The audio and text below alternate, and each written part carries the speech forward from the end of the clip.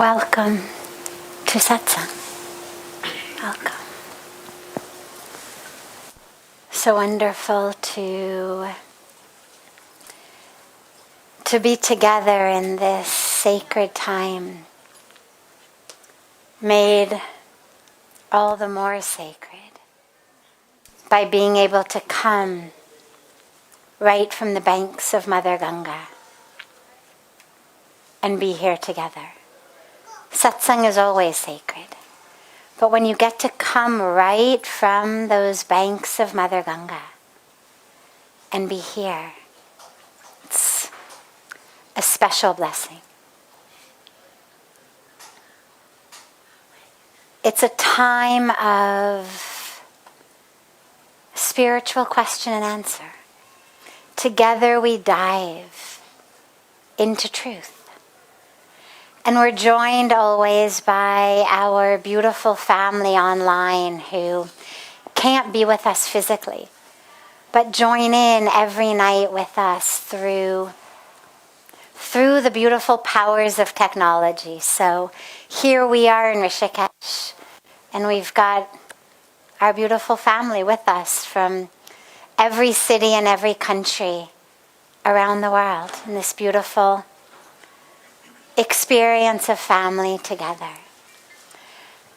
What we do usually is we begin with a question that comes in advance from our family abroad, since we have this beautiful blessing of being able to actually be here on the banks of Ganga. We take one of their questions first, and then any question that anyone here might have. What is more important? This is the first question that's come in from our global family. What's more important, the teacher or the teaching?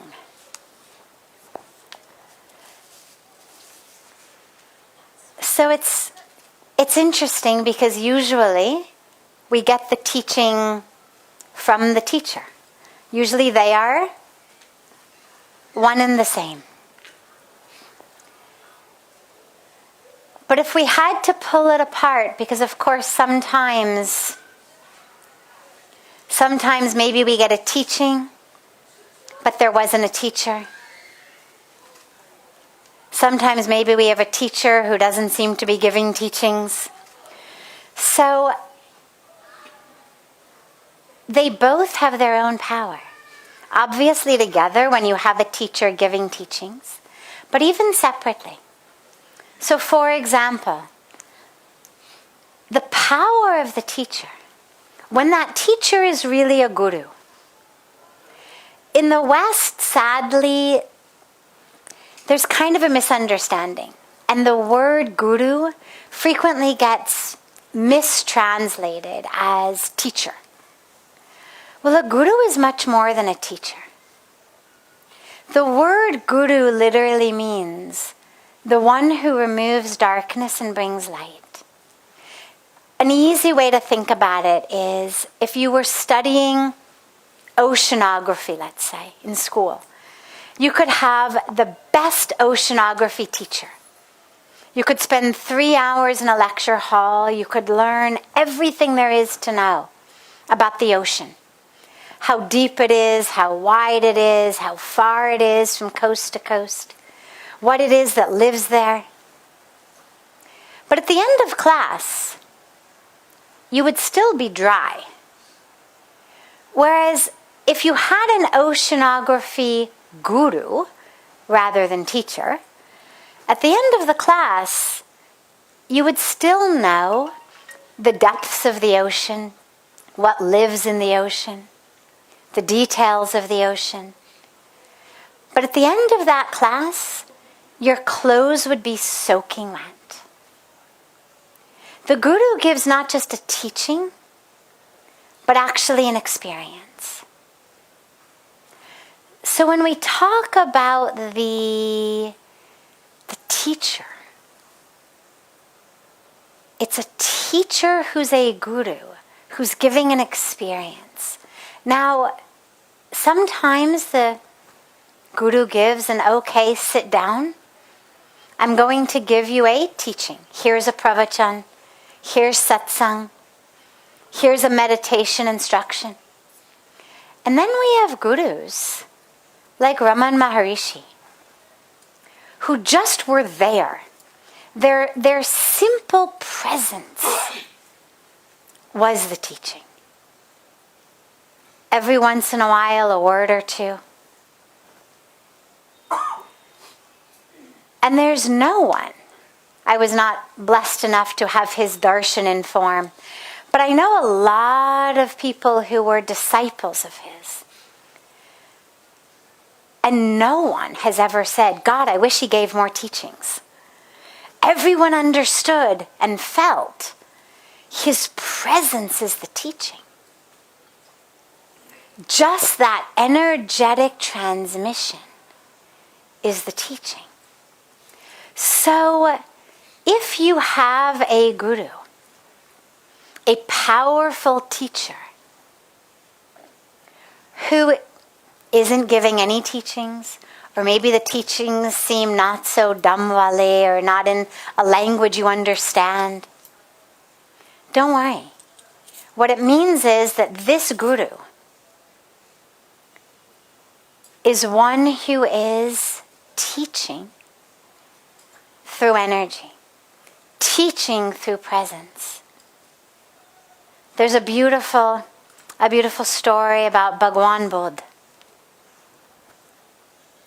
who was in a village. Everybody was very excited to have his darshan, to hear his teachings. The whole village gathered together. He came, he sat. And he sat. And he sat, and everybody, at the beginning they thought, Cello, Dhyan Kardana. They all closed their eyes. Slowly they thought, what is going on? One by one they started opening their eyes and looking at him. He was just sitting. It wasn't even like his eyes were closed in meditation. Just sitting. People kept waiting and waiting and waiting. When is he going to speak? And he just kept sitting. And finally, after a few hours of just sitting, he stood, blessed them, and left. Some of his disciples went to him afterwards and said, what happened? You were there to give a teaching. Everybody was waiting for a teaching. And he said, that was a group of people who don't even understand my silence. If they don't understand my silence, how are they going to understand my words? First, let them understand my silence.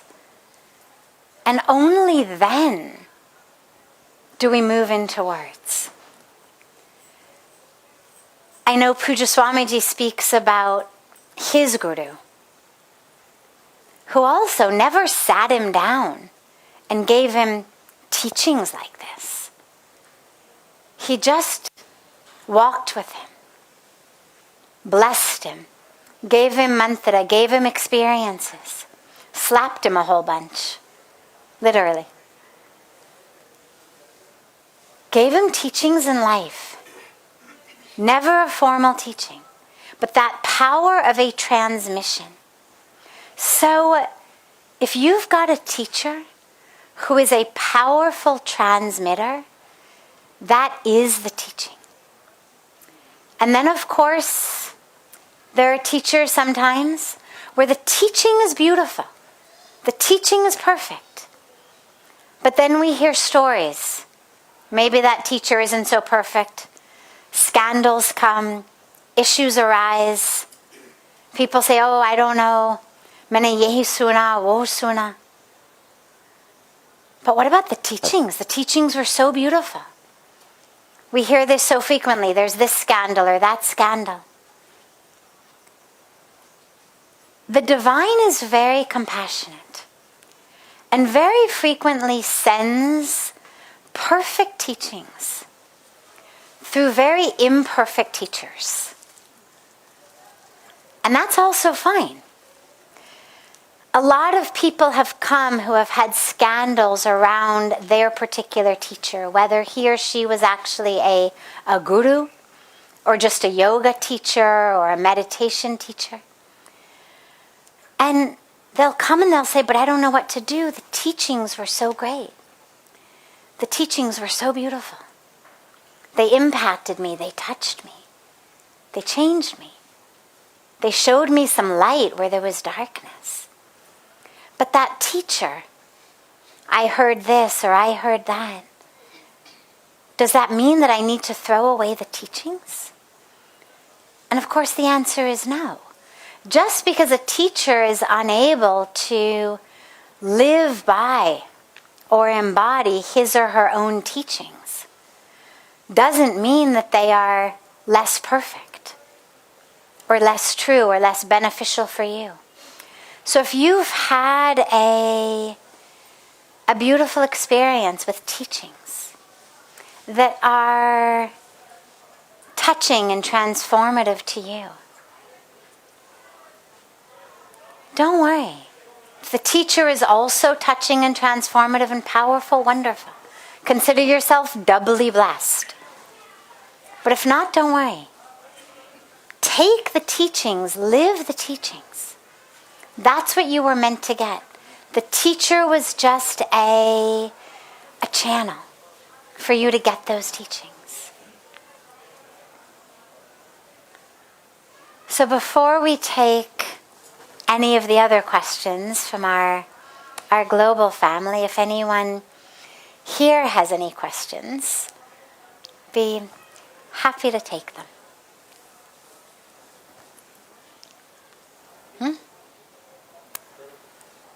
Yeah?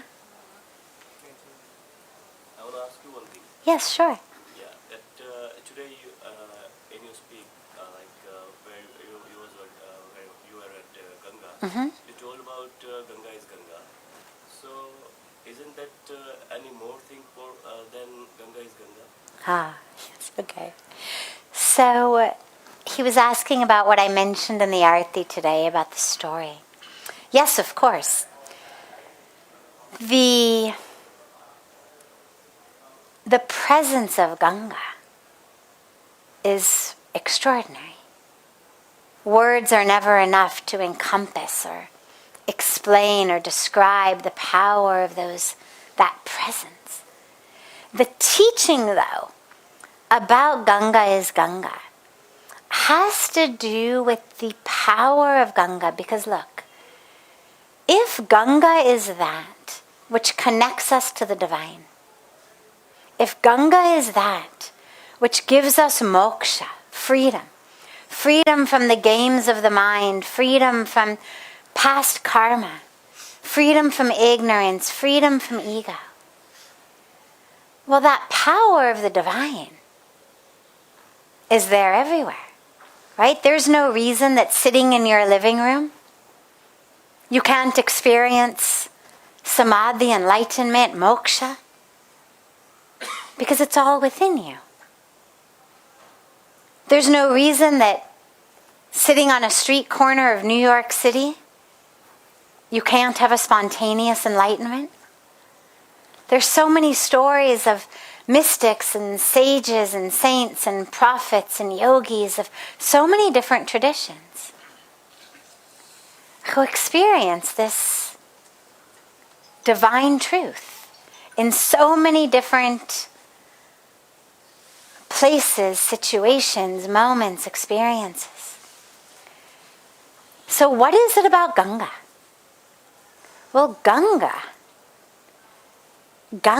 is the mother goddess.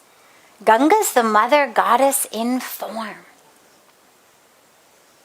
Ganga is that presence that just by bathing in her waters, having her darshan, has that power to give us the freedom. That's why Ganga's here. Ganga's not here just to give us pine ka pani.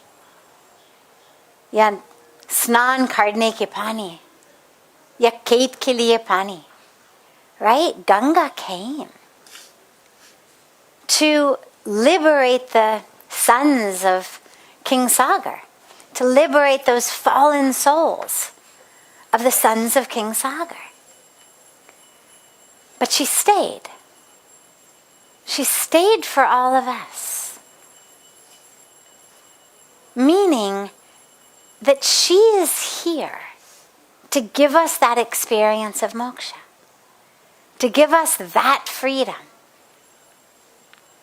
not just from past karmas, but from the workings of the mind that make us keep doing the same karma. Because otherwise, you take a bath in Ganga, chalo, past karma, done. But then you walk out of Ganga and you do it all over again. I always say Ganga is not a get out of jail free card. It's not like the game of Monopoly, right? You get the card and even you're in jail, you give it, chalo, I have a get out of jail free card. She's not that.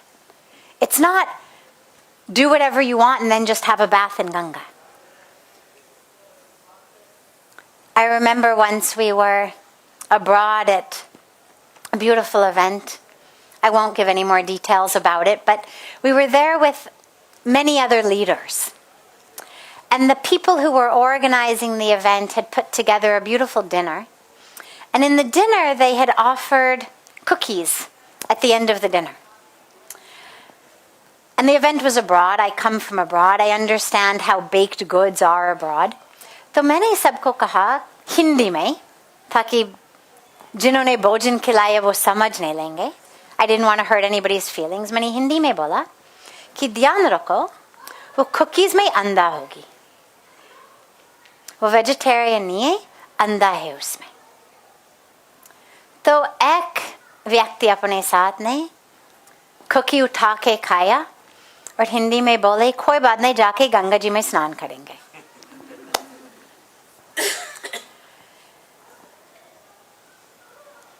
That is not why Ganga is here. She is not here कि आप जो भी मन है करने का आप करो, फिर जाके गंगा जी में स्नान किया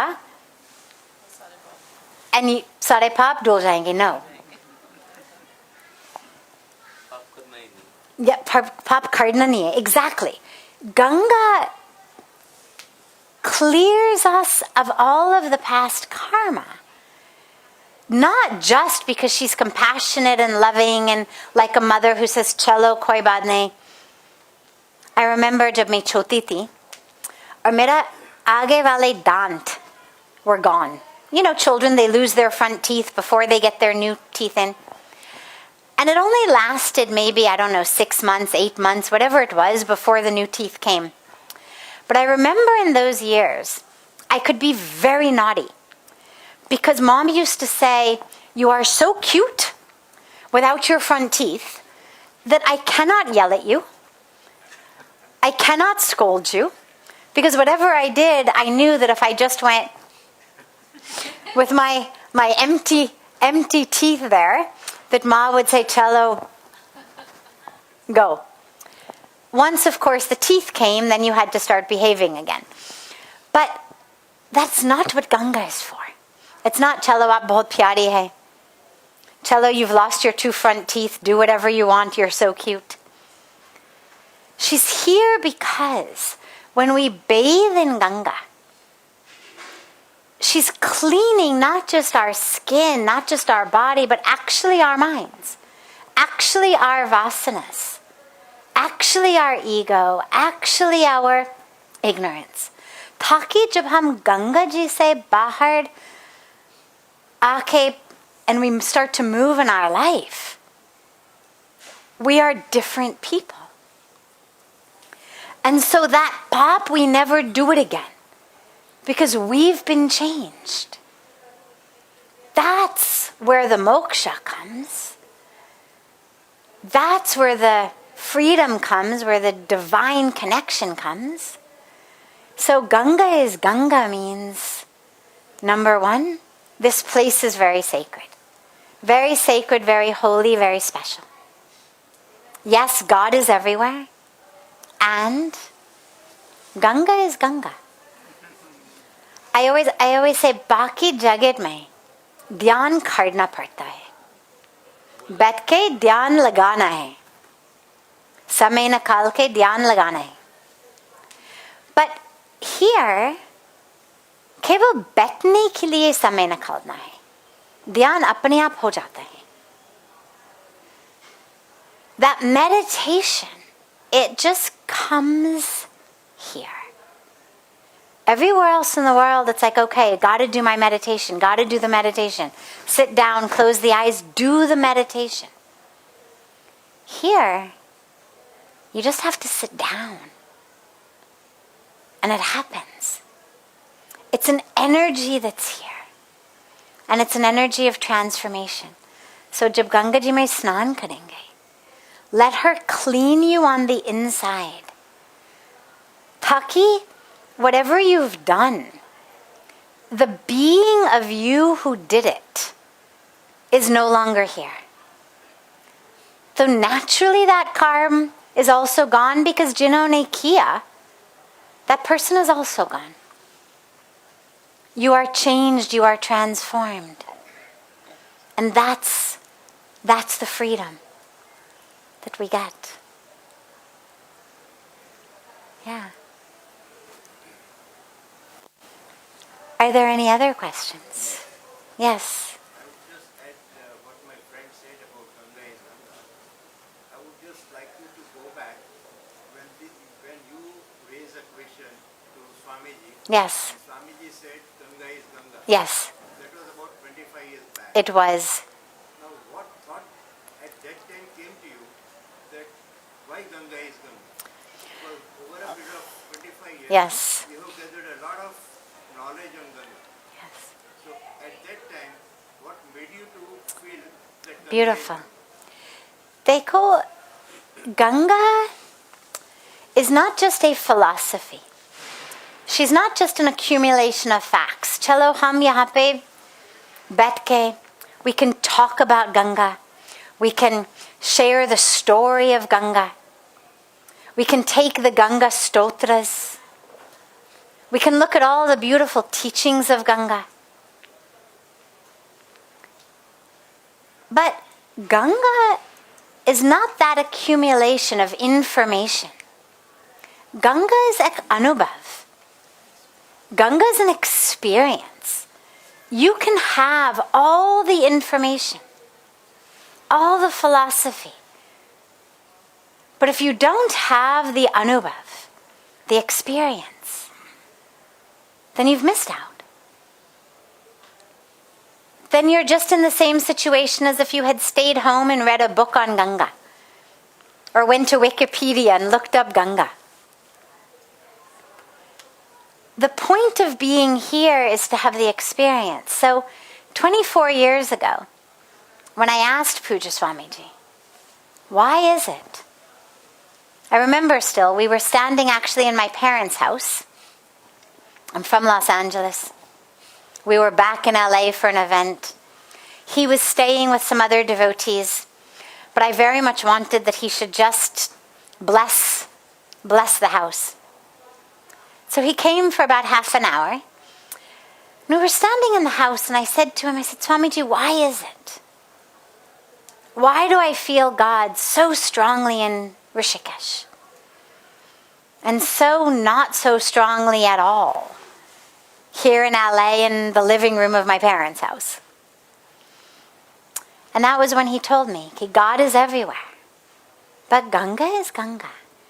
And what I understood then is actually the exact same that I understand now, which is I've got a lot more information about Ganga, but the anubhav, that experience of Ganga as the power of transformation, that power of divine connection, that is the same. Now, I as a being, I as a human being on a spiritual path, have more capacity 24 years later, I think, to experience more at the time, sort of whatever happened felt like I was blowing fuses left and right in my own psyche. Over the years, it's been able to be assimilated more. My sense of self has expanded to make room for more.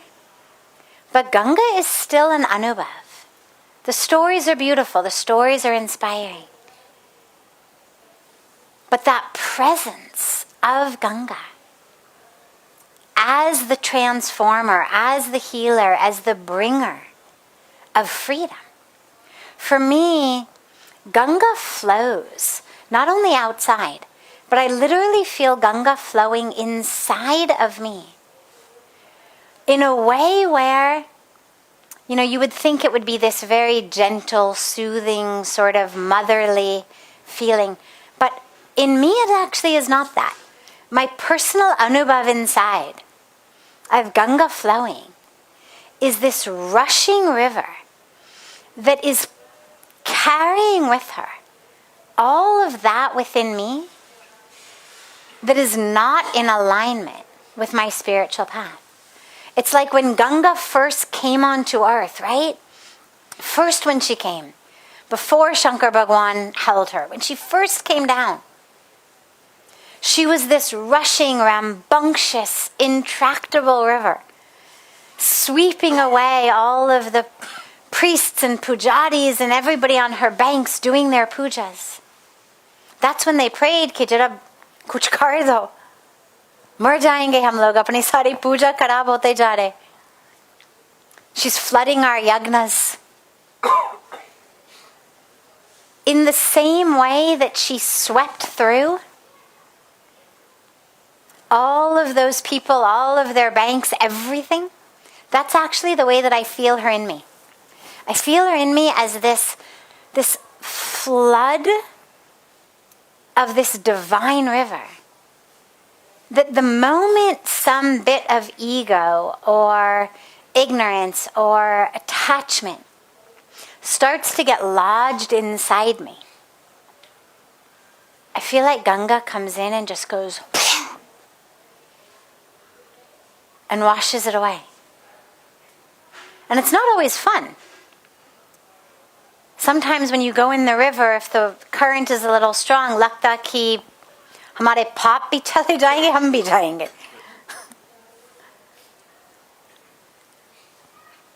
And sometimes it feels like that. But it's this incredible experience of feeling washed by the mother. And I think about children all over the world. And there's something very universal about kids. They hate to be bathed. Right? A young parent. Get your kids naked. It's bath time. What do? They run all over the house. Stark naked. No, no, no, no, no, no, no, no, no. You can barely pick them up and throw them into the tub, into the shower, right? For a young father nodding his head vigorously. Yes, yes, exactly. And it's amazing. It's not just India. It's not just America. It's something universal with kids everywhere. Now you would think, ये तो अजीब बात है, सारे दिन बाहर खेल रहे थे, बहुत गंदे हो गया, कपड़े भी गंदे, हाथ गंदे, face गंदे. Everything is dirty, in the mud, in the dirt. You would think they would be so happy. कि wow, these amazing parents, happy to just rub away my dirt. But no, they kick and they scream, they want to hold on to that dirt. And it's so interesting because as adults, we learn to like to bathe our bodies. No problem getting in the shower every morning. But we still like to hold on to that inner dirt. And we become very much like those children. No, no, I want my ignorance. I want my ego. I want my attachments. I want my false identities. And then Ganga comes in. like that mother and just sweeps you up. She doesn't even have to throw you in the bath. She is the bath. Apni aap bath hai. So she comes in and flows, and it clears you. So I just actually was saying before the Aarti how I've been in America now. I just got back about 10 days ago. I've been in America for the last many months, longer than I've been there in 25 years. And coming back was such an incredible blessing. And even though my ability to experience God everywhere has increased incredibly, I now, by God's grace, have the ability to feel God regardless of what city I'm in, what country I'm in. And yet, Ganga is still Ganga. And coming back to Ganga is so powerful and so special and so entirely different as an experience of God than the experience that I have anywhere else in the world.